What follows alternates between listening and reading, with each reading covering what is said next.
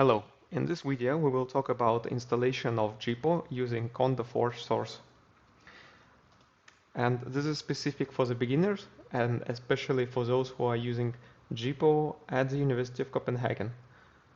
Right now I have logged in into our computer cluster and I assume that we have already Conda installed.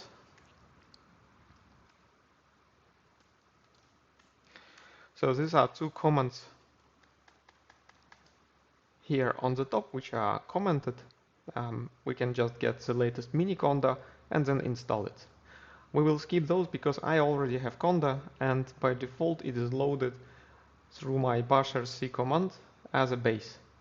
Now this is an environment, kind of a sandbox, which I don't want to change. I'm going to create something here which will be indicated right here as GPAW22 Conda. And to do so I'm going to create a new environment like this, using the command conda create with the name GPAW22 Conda. That would take some time, and meanwhile I will say that the reason to use Conda here is because we can install something working without the admin privileges. Of course, it would not be the best in performance.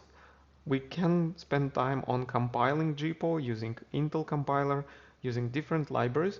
However, I would say that at some point we will run into many errors, so for the beginner it is much safer to start with Conda. Because you can do it as easy as that. Now we have a Conda environment and it is time to activate it. Here we are. That is a pure environment, it doesn't have GPAW yet, so let's install it. And the way to do it is to call for installation script and then specify the source, which is Conda Forge, and specify the version. And here we specifically say that we would like to use OpenMPI, which will give us parallelization.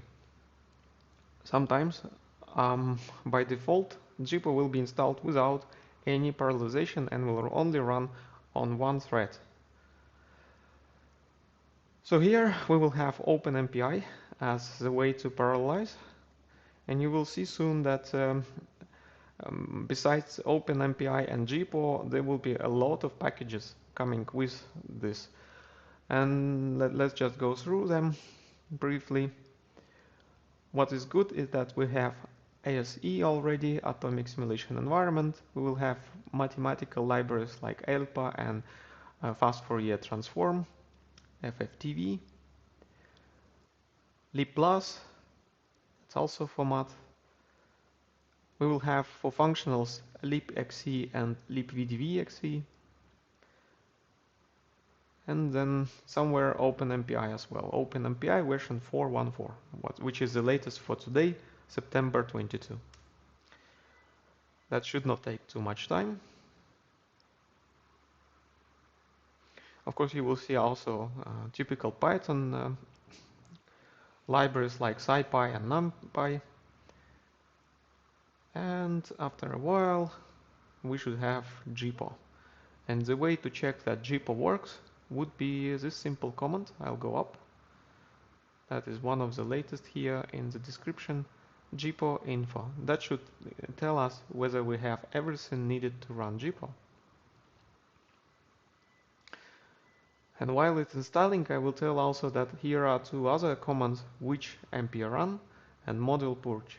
But that is because usually at the supercomputers we might have something loaded, preloaded before we start any calculations, right after we log into the node. Yeah, it still takes time. So to ensure that we don't have, for example, two versions of OpenMPI running, we should purge all the modules preloaded. Alright, now we have a notification that OpenMPI can be executed as MPI exec or MPI run, and that there is also UCX protocol to support parallelization, but it is disabled. And I would say that specifically for that version of OpenMPI 4.1.4, specifically at our cluster, UCX doesn't work. So we would not be able to run GPAW over one node. Okay, this is not a big deal because we have a very large node with more than 40 CPUs. Okay. So now we are checking the GPAW information, and I will continue that if you would like to use the parallelization over nodes, then try installing with MPI-CH. Now we have the GPAW info, and as you can see, it is using Python. It is GPAW 22.8, ISE 3.22, NumPy, SumPy, SciPy, libxc, MPI is enabled, OpenMP is also enabled.